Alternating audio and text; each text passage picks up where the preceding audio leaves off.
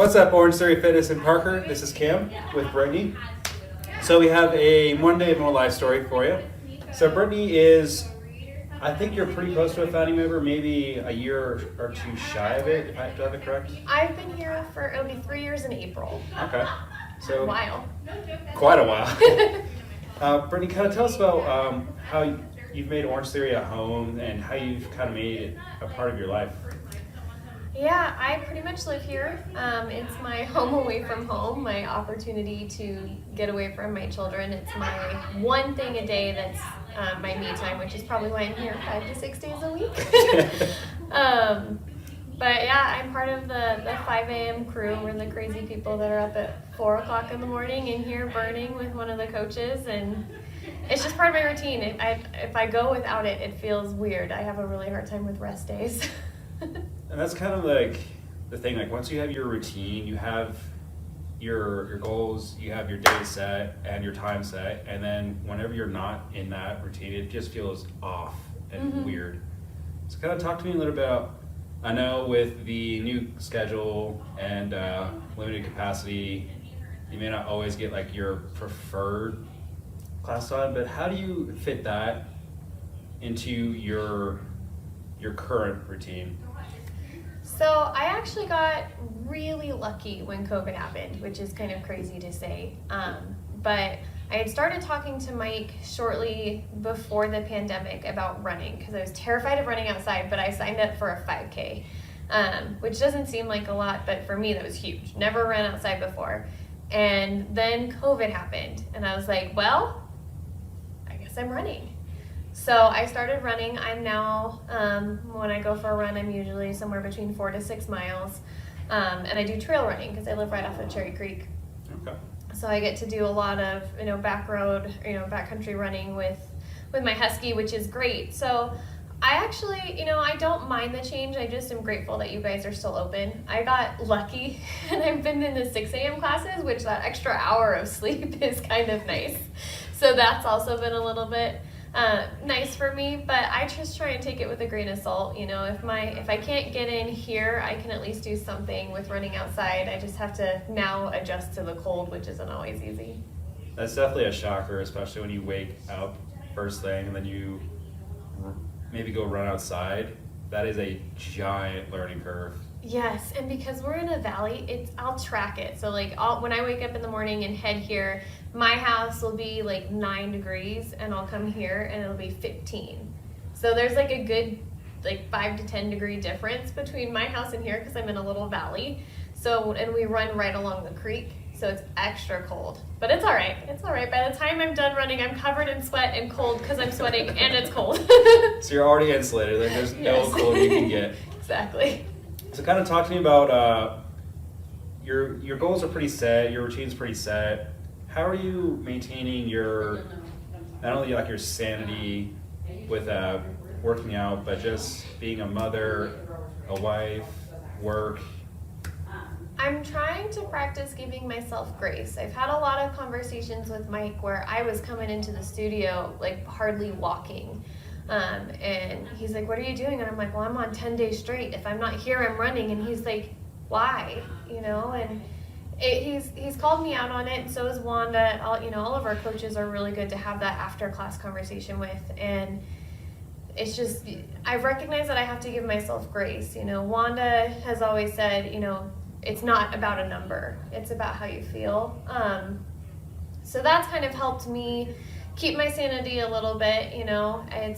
It's hard to balance, but coming here and just being active and making fitness part of my daily routine, whether it's just a walk with the dogs or run with the husky or I'm here, helps me be a better person because I've had that time to release whatever stress, whatever frustration that work or parenting or being a wife has caused, just adulting. Adulting is hard, single, married, parent, no parent, it's hard. And so having this just to breathe and get it all out, whether it's pushing it on the treadmill or picking up the extra set of weights, this is what keeps me sane. Gotcha. So with the running outside, how have you found it beneficial to not only your mental state and your physical well-being, but also just kind of changing things up and just kind of keeping things fresh? It's been great because I'm one of the crazy people. Throw a partner workout at me, give me a tornado. I miss all of our crazy ones where you're doing 90 seconds around the room over and over again, or you're tag teaming with 2 to 3 partners and it's just total chaos. I miss that. Those are my favorite classes here. And so it's actually been a little bit of a struggle because while every class is different, being at the same station for 15 to 20 minutes, depending on if we're at a 60 or 45-minute class, it's hard and it can get mundane even if it's a different workout. So there's been times where I've taken like a week off just to run outside because it's going to be a 60-degree week in the middle of December. So I'm just going to run outside that week and get the change of scenery. Because with my runs, I can go look at the creek, or I can run through a neighborhood. I can change wherever I'm running. So it's helped balance it. I was really grateful actually that I got into running during COVID. It was nice. I was following the workouts that Mike and Wanda and the other coaches were putting up online, but I did really appreciate getting the outdoor exercise. That was nice. Gotcha. So kind of tell me a little bit about what's next for you. Obviously, you're very just go with the flow right now, and that's what's super key to get through all this constant change and all this constant craziness. See, there's so much changing I can't even keep track of it.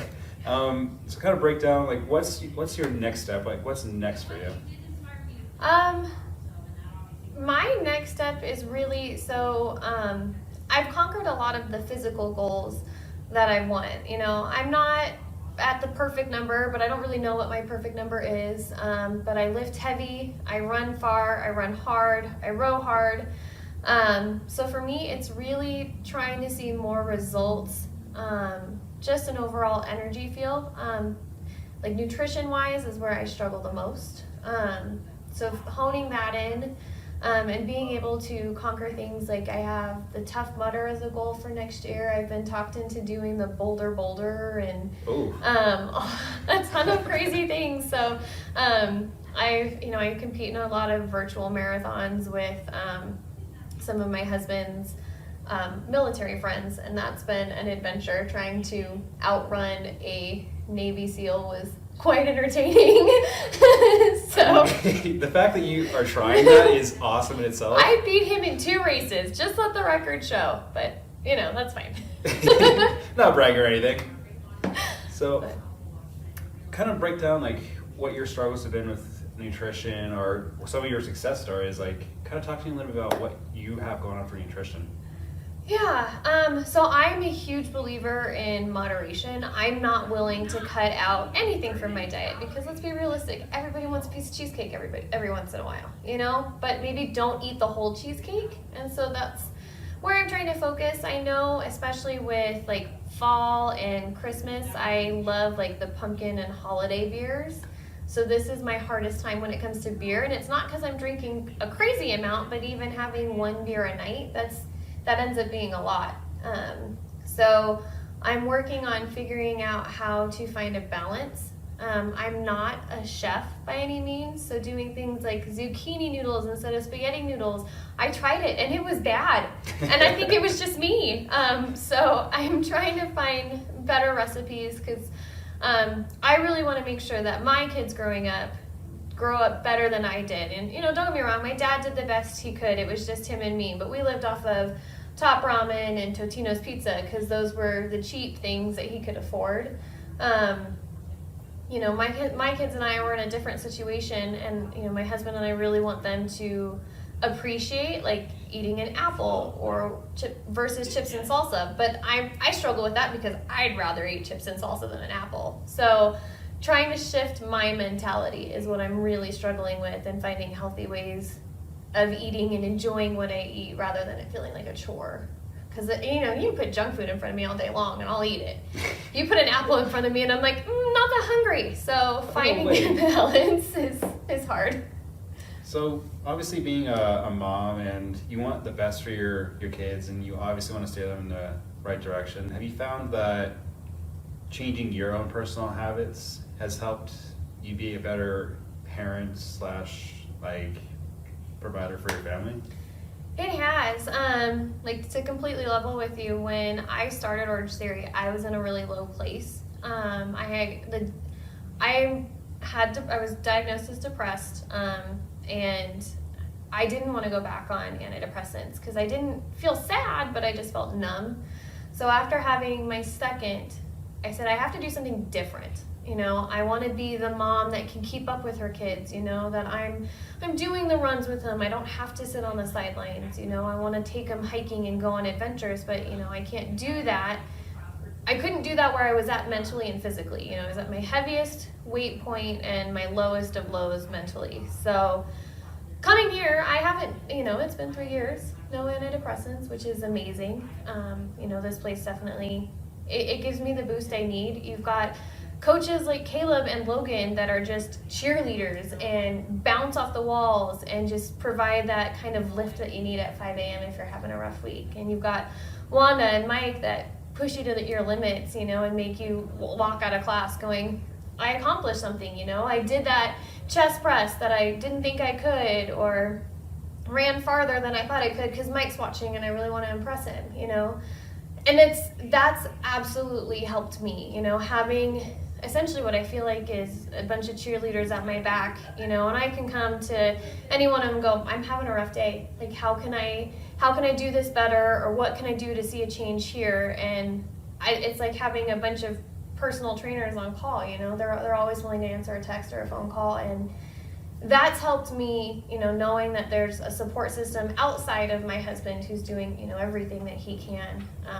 You know, I have more energy, I have more patience, and I'm just overall happier. And all of those things combined have made me a better mom and a better wife and just a better person. I'm more fun to be around. I like being around me more, so it's good. It kind of changes like that it gives you like a light bulb moment in your head. Where like, ooh, I can do this. I can be better. I can do better things. I can be more in life. Not to like technical term. No, it's true. I used to sit there and get so sad because I was overweight, and I was like, I'm never gonna be like that skinny mom that people look at and go, how do you have 2 kids? I'm always gonna be like, yep, well, she had kids and just let herself go. And then here I am, 50 pounds down from where I started.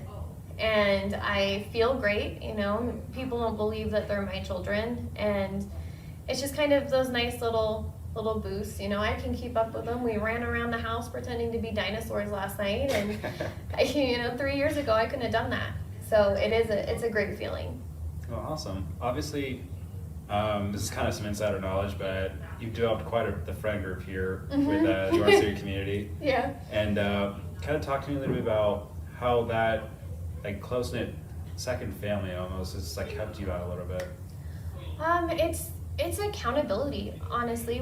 We text all the time, we talk all the time, we've gone to concerts together, we go to breakfast, we've tried new studios together, but nobody beats Parker, let's be real. You know, but it's just nice. Because my husband looks at me like I'm crazy. He's like, why are you getting up at 4 o'clock in the morning to go work out? You come dying. You can't walk sometimes, you're so sore. Why do you do this? And so it's nice to have that group of friends that's also like, no, getting up at 4 a.m. is worth it. Like, you go, you kick some ass, excuse my language, and you just have a great time, you know? And it's one of those things, like, Crystal and I, we will drop weights at each other, or we'll challenge each other, or Lindsay will be like, no, you can do your push-up this way and make it harder. And it's just, like, the classes are already challenging, but it's kind of like a game and a goal to see how much more challenging can you really make it. And it's just, it makes it fun, and it also makes it those days where you're like, well, I don't really want to come, I just want to stay in my bed. It makes you go, well, dang it, they're gonna be there. I gotta go. My people are gonna know. they're gonna know. Like, they're gonna. And I'm gonna get a bunch of texts. So it's just the accountability behind it that I love. Awesome. Well, to kind of end things off, what would you tell someone that's like on the fence right now with COVID and New Year's? They're maybe not sure how things are gonna play out. What would you tell someone to kind of push them one way or another? I would say invest in yourself. You know, is working out in masks ideal? No. Is it doable?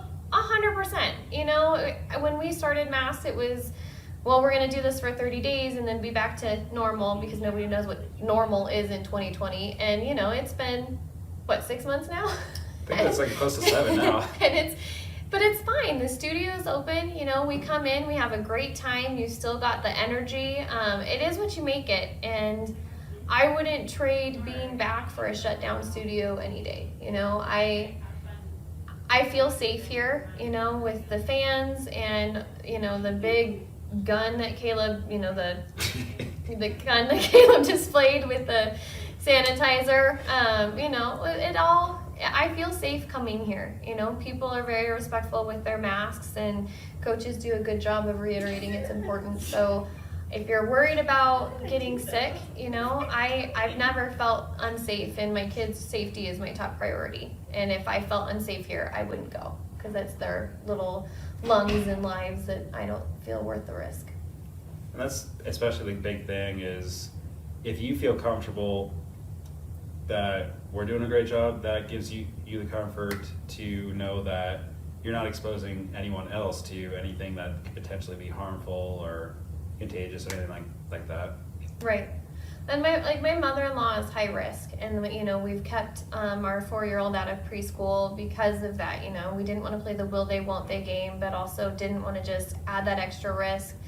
But I've talked to her about, you know, what you guys are doing here to keep us safe, and she's comfortable because I'm comfortable. You know, we've made a deal to be honest, and I would be honest if I wasn't comfortable. But, you know, come in, temperature checks, sanitizer. You've got so much sanitizer here, you could probably, I don't know, drown somebody in it. It's great. You know, so it's good things. I feel safe, and that's really what's important right now. Awesome, great deal. Well, guys, hope you enjoyed this one. Stay tuned for the next one. See ya.